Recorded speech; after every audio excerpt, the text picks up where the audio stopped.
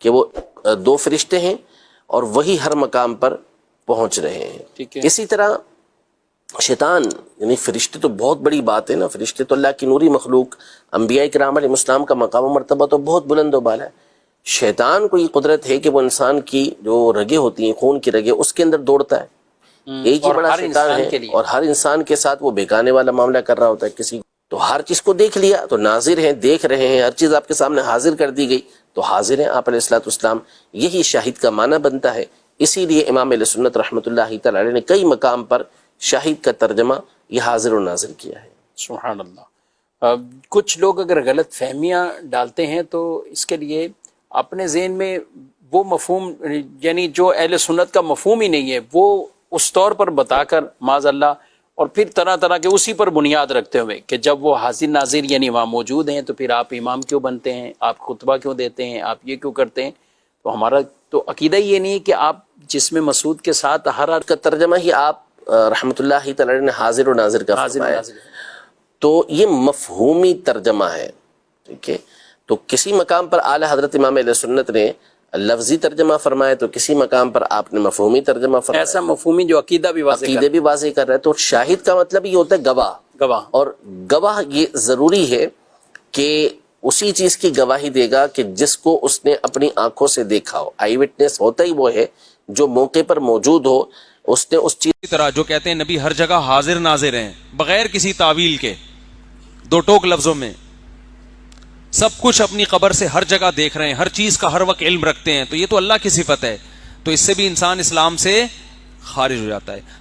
حاضر و ناظر کا جو معنی اہل سنت کے ائمہ نے بیان کیا ہے وہ یہ بیان کیا ہے کہ نبی کریم صلی اللہ تعالی علیہ وآلہ وسلم اپنی قبر انور میں ہی تشریف فرما ہے، اور اللہ تبارک و تعالیٰ کی دی ہوئی قدرت سے جو کہ قادر مطلق ہے رب العزت جل وعلا، تو اس کی دی ہوئی قدرت سے آپ اس بات کا علم رکھتے ہیں کہ کہاں پر کیا ہو رہا ہے.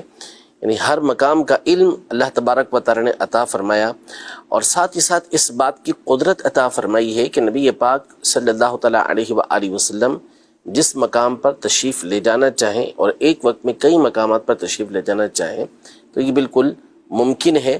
اور آپ علیہ الصلوۃ والسلام اپنی قبر مبارک میں ہی جلوہ فرما ہو اور وہاں سے ایک وقت میں کئی مقام پر اللہ تبارک و تعالیٰ کی دی ہوئی قدرت سے تشریف لے جا سکتے ہیں، بالکل لے جاتے بھی ہیں. اس کی بڑی مثال جو ہے، جیسے صحیح قول کے مطابق جو ہے وہ منکر نکیر دو فرشتے ہیں، ٹھیک، اور ایک ہی وقت کے اندر کئی مقامات پر لوگ مرتے ہیں، دفنائے بھی جاتے ہیں، اور برزخ کا معاملہ ان کا شروع ہوتا ہے. تو ان سے سوالات کرنے والے یہ دو فرشتے ہر مقام پر جہاں جہاں میت ہوتی ہے وہاں وہ پہنچے ہوئے ہوتے ہیں. تو یہ بالکل واضح طور پر اللہ کی دی ہوئی قدرت ہے کہ وہ دو فرشتے ہیں اور وہی ہر مقام پر پہنچ رہے ہیں. اسی طرح شیطان یعنی فرشتے تو بہت بڑی بات ہے نا، فرشتے تو اللہ کی نوری مخلوق، انبیاء کرام علیہ السلام کا مقام و مرتبہ تو بہت بلند و بالا ہے. شیطان کو یہ قدرت ہے کہ وہ انسان کی جو رگیں ہوتی ہیں، خون کی رگیں، اس کے اندر دوڑتا ہے. ایک ہی بڑا شیطان ہے اور ہر انسان کے ساتھ وہ بہکانے والا معاملہ کر رہا ہوتا ہے. کسی کو کہاں بہکا رہا ہے تو کسی کو کہاں بہکا رہا ہے. یہ قدرت اسے دی گئی ہے، وہ تو اللہ کی بارگاہ سے دھتکارا ہوا ہے. تو جب اس کو یہ قدرت ملی ہوئی ہے تو پھر نبی پاک صلی اللہ تعالیٰ علیہ وآلہ وسلم کی شان تو بہت ہی بلند و بالا ہے. ان کو اللہ پاک کی قدرت کیوں نہیں عطا فرمائے گا؟ تو اصل یہ نہیں ہے ہمارا عقیدہ اور نظریہ کہ ہر وقت ہر مقام پر نبی پاک صلی اللہ علیہ وسلم کی روح انور موجود ہو یا جسم اقدس موجود ہو، بلکہ جسم اقدس قبر منور کے اندر ہی تشریف فرما ہے، اور جہاں تشریف لے جانا چاہے لے جا سکتے ہیں. جیسے مثال کے طور پر ہم نے پچھلے دنوں ایک تفصیلی جواب دیا تھا، الحمدللہ وہ کئی لوگوں کی اصلاح کا سبب بھی بنا تھا، ذریعہ بھی بنا تھا، کہ نبی پاک صلی اللہ تعالیٰ علیہ وآلہ وسلم جب بندے کو قبر کے اندر رکھ دیا جاتا ہے، دفنا دیا جاتا ہے، تو اس سے مختلف روایتوں کے اندر جو الفاظ آئے ہیں ان میں سے ایک سوال یہ کیا جاتا ہے کہ ما کنت تقول فی ھذا الرجل، کہ تم اس ہستی کے بارے میں کیا کہا کرتے تھے. اور ہم یہ واضح کر چکے تھے، اس میں تفصیل کے ساتھ بیان کر چکے تھے کہ ہادہ جو ہے یہ محسوس مبصر کے لیے آتا ہے، یعنی یہ عربی زبان میں اس مقام پر استعمال ہوتا ہے کہ جہاں کوئی شخص، کوئی بھی چیز یا کوئی شخصیت سامنے آپ کے موجود ہو، اس کے لیے آپ کہیں گے کہ ہادہ. یہ الفاظ اس کے لیے کہے جاتے ہیں یہ ایک علمی بات ہے جو کسی اہل علم کے اوپر مخفی نہیں ہے کہ ہادہ محسوس مبصر کے لیے ہوتا ہے، جس کا مطلب یہ ہوا کہ وہ شخصیت، وہ ہستی آپ کے سامنے موجود ہو. تو اب نبی کے لیے بھی یعنی قریب، بالکل قریب موجود ہو. نبی پاک صلی اللہ تعالیٰ علیہ وآلہ وسلم کے قبر انور میں تشریف فرما ہونے کے بعد ہر ایک کی قبر کے اندر تشریف لانا یہ کیسے ہوگا؟ یہ اللہ تبارک و تعالیٰ کی دی ہوئی قدرت سے ہوگا. تو یہ بھی ممکن ہے کہ آپ علیہ الصلوۃ والسلام خود تشریف لے کر آ جائے، یہ بھی ممکن ہے کہ پردوں کو اٹھا دیا جائے اور نبی پاک صلی اللہ تعالیٰ علیہ وسلم کی زیارت کروائی جائے. تو ایسے بہت سارے ادلہ موجود ہیں. نبی پاک صلی اللہ تعالیٰ علیہ وآلہ وسلم براق پر سوار ہو کر تیزی کے ساتھ مسجد اقصیٰ کی طرف گئے معراج کی رات. درمیان میں صحیح مسلم شریف کی حدیث مبارکہ ہے کہ آپ علیہ الصلوۃ والسلام نے موسیٰ علیہ الصلوۃ والسلام کو ان کی قبر میں نماز پڑھتے ہوئے دیکھا، لیکن جب آپ مسجد اقصیٰ پہنچے تو وہاں پہلے سے موجود تھے. پھر مسجد اقصیٰ سے جب آپ آسمانوں پر گئے تو آسمانوں پر بھی سیدنا موسیٰ علیہ نبینا و علیہ الصلوۃ والسلام موجود تھے. تو یوں اللہ تبارک و تعالیٰ اپنے نیک بندوں کو یہ قدرت اور طاقت عطا فرماتا ہے کہ وہ ایک ہی وقت میں جس مقام پر جہاں جہاں تشریف لے جانا چاہیں لے جا سکتے ہیں. تو یہی ہمارا عقیدہ اور نظریہ نبی پاک صلی اللہ تعالیٰ علیہ وسلم کے بارے میں. ہم یہ عقیدہ اور نظریہ نہیں رکھتے کہ ہمہ وقت ہر جگہ پر نبی پاک صلی اللہ تعالیٰ علیہ وسلم تشریف فرما ہو، ایسا نہیں، بلکہ تشریف اپنی مبارک قبر انور کے اندر ہی رکھتے ہیں اور وہاں سے جہاں اللہ تبارک و تعالیٰ کا اذن ہو تشریف لے جا سکتے، وہاں تشریف لے کے جا سکتے ہیں.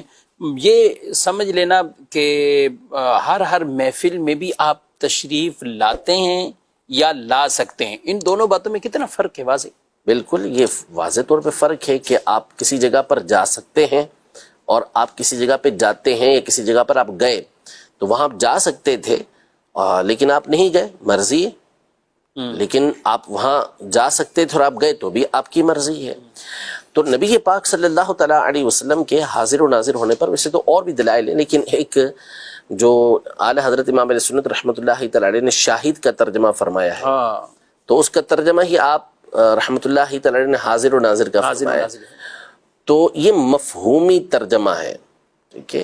تو کسی مقام پر اعلیٰ حضرت امام علیہ سنت نے لفظی ترجمہ فرمایا تو کسی مقام پر آپ نے مفہومی ترجمہ فرمایا. ایسا مفہومی جو عقیدہ بھی واضح کر رہا ہے. تو شاہد کا مطلب یہ ہوتا ہے گواہ، اور گواہ یہ ضروری ہے کہ اسی چیز کی گواہی دے گا کہ جس کو اس نے اپنی آنکھوں سے دیکھا ہو. آئی وٹنس ہوتا ہی وہ ہے جو موقع پر موجود ہو، اس نے اس چیز کو دیکھا ہوا ہو. تو اللہ جل شانہ نے نبی پاک صلی اللہ تعالیٰ علیہ وآلہ وسلم کو ہر چیز آپ کے سامنے حاضر کر دی اور آپ علیہ الصلوۃ والسلام نے اس کو دیکھا. اسی لیے تو آپ ہر شخص کے بارے میں گواہی دے رہے ہیں. قرآن مجید فرقان حمید میں اللہ جل شانہ سورۃ النساء میں یہ ارشاد فرماتا ہے فَكَيْفَ إِذَا جِئْنَا مِن كُلِّ أُمَّةٍ بِشَهِيدٍ وَجِئْنَا بِكَ عَلَى هَؤُلَاءِ شَهِيدًا، کہ کیسا معاملہ ہوگا جب قیامت کے دن ہم ہر قوم میں سے، ہر امت میں سے ایک گواہ لے کر آئیں گے، یعنی نبی علیہ السلام لے کر آئیں گے جو ان امتوں کے اوپر گواہی دیں گے، اور ان تمام کے اوپر ہم آپ کو گواہ بنا کر لے کر آئیں گے. تو یوں نبی کریم صلی اللہ تعالیٰ علیہ وسلم ہر ایک کے اوپر آپ کو گواہ بنا کر لایا جائے گا. تو وہ گواہی کیسے ہوگی؟ وہ گواہی ایسے ہی ہوگی کہ آپ علیہ الصلوۃ والسلام کو ہر چیز یہ دکھا دی گئی، ہر چیز آپ کے سامنے حاضر کر دی گئی. اور بھی اس پر دلائل ہیں. جامع ترمذی کی حدیث مبارکہ ہے اور کتابوں میں حدیث مبارکہ ہے. نبی پاک صلی اللہ تعالیٰ علیہ وسلم ارشاد فرماتے ہیں کہ میں نے اللہ تبارک و تعالیٰ کو ایک اچھی صورت کے اندر دیکھا تو اللہ جل شانہ نے اپنا دست قدرت میرے دونوں کندھوں کے درمیان رکھا تو میں نے اس کی ٹھنڈک کو اپنے دل میں محسوس کیا. فعلمت ما فی السماوات والارض، تو جو کچھ آسمانوں اور زمینوں میں تھا سب چیزوں کو میں نے جان لیا. تو یہ نبی پاک صلی اللہ تعالیٰ علیہ وسلم کو علم عطا کیا گیا، اسی لیے تو آپ ہر چیز کی گواہی دینے والے ہیں. ہر چیز کو آپ کو دکھا دیا گیا، ہر چیز آپ کے لیے حاضر کر دی گئی. حتیٰ کہ آپ فرماتے ہیں کہ بخاری شریف کی حدیث مبارکہ ہے کہ آپ علیہ الصلوۃ والسلام صلاۃ الکسوف پڑھا رہے تھے، سورج گہن کی نماز پڑھا رہے تھے، تو آپ نے فرمایا کہ آج کے دن جو کچھ میں نے نہیں دیکھا تھا ہر چیز مجھے دکھا دی گئی، یہاں تک کہ جنت اور دوزخ بھی مجھے دکھا دی گئی. تو ہر چیز کو دیکھ لیا، تو ناظر ہیں، دیکھ رہے ہیں، ہر چیز آپ کے سامنے حاضر کر دی گئی تو حاضر ہیں آپ علیہ الصلوۃ والسلام. یہی شاہد کا معنی بنتا ہے. اسی لیے امام علیہ سنت رحمۃ اللہ تعالی علیہ نے کئی مقام پر شاہد کا ترجمہ یہ حاضر و ناظر کیا ہے. سبحان اللہ.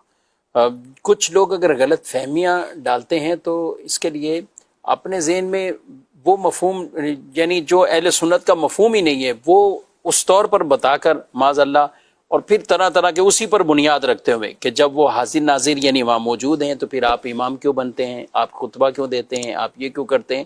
تو ہمارا تو عقیدہ یہ نہیں ہے کہ آپ جسم مسعود کے ساتھ ہر اس محفل میں یا ہر اس مسجد میں آپ اس طور پر موجود ہیں. ہاں یہ ہے کہ علم کے ذریعے آپ نے حتیٰ کہ اللہ پاک نے آپ کو وہ علم عطا فرمایا ہوا. مجھ سے ایک سوال کیا کسی نے کہا کہ میرے ذہن میں کسی نے یہ ڈال دیا کہ آپ کئی جگہوں پہ مساجد میں دیکھیں گے اہل سنت کے تو پہلی صف کوئی خالی ہوگی نا تو وہ مصلی ہے عام طور پہ اس میں مصلی، تو پچھلی صفوں میں تو بولے یہ آگے جو مصلی نہیں بچھاتے یا محراب میں مصلی نہیں ہے تو اس کی ایک وجہ یہی ہوتی کہ یہ عقیدہ رکھتے ہیں کہ وہ یعنی عجیب. یہ معروف کیا ہوا ہے، یہ بعض مخصوص علاقوں کے اندر بالخصوص اس بات کو معروف کیا گیا ہے ہاں کہ یہ آگے مصلی اس طرح رکھتے ہیں. تو ایسا کوئی ہمارا نظریہ، کوئی ایسا عقیدہ نہیں ہے. صحیح مسلم شریف کی حدیث مبارکہ ہے کہ آدمی کے جھوٹا ہونے کے لیے یہ کافی ہے کہ وہ ہر سنی سنائی بات کو آگے بیان کر دے. تو جب تک اس عقیدے کے، اس نظریے کے علم بردار علماء سے اس نظریے اور عقیدے کی وضاحت نہ لی جائے تو اس وقت تک اس عقیدے کو ان کی طرف منسوب کرنا یہ درست نہیں ہوتا.